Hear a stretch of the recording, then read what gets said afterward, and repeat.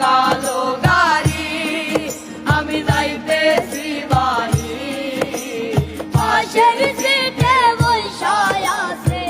সুন্দরী নারী পাশের সিটে বসায় আছে সুন্দরী নারী জিজ্ঞাস করলাম থাকেন কোথায় বাড়ি কোন থানায় আমার দিকে তাকায় সে কথা বলে না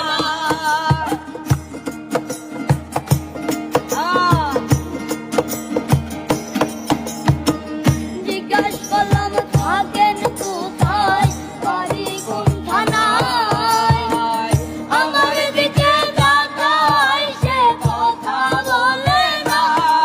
বললাম কি করে নাগনি বলে স্টুডেন্ট আমিও যে এক্সাম শেষে যাইতেছি